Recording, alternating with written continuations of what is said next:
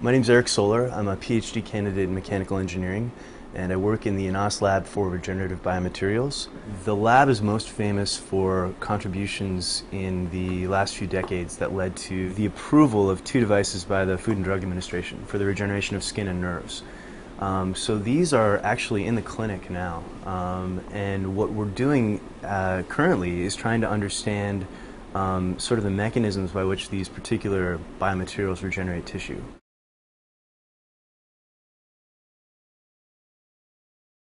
We have a lot of veterans that are returning from theaters of war and surviving their injuries.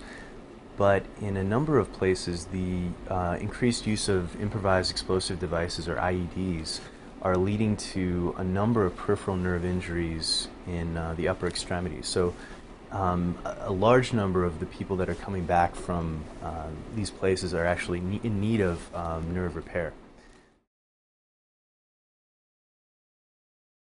So to give you an idea of how we look at these nerve guides in the body, we basically take a nerve and we transect it. We cut it completely in half.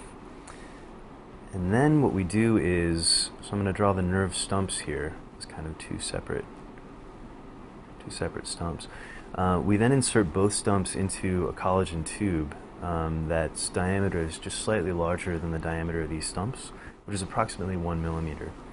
So we've got the stumps inserted, 3 millimeters basically on either side, and then we need to suture the nerves in two places so that the stumps don't move. And what you'll see over time is that depending on the properties of this biomaterial, you'll either get a poor nerve or a good one. But essentially, what you see is the tissue will sort of form in such a way where it thins out towards the center, but basically reconnects, and that allows the the muscle to be innervated again and the limb to be functional.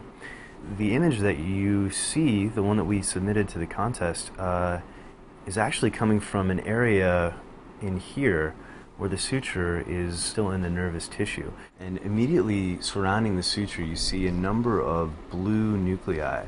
Those nuclei are likely myofibroblasts that are clustered around the suture. The suture is non-degradable, so they're really trying to kind of wall it off the way they would wall off another non-degradable implant in the body. So it's not the experimental portion that I'm interested in looking at in my thesis, but it is certainly part of our experimental setup, and one that, made for a pretty interesting graphic.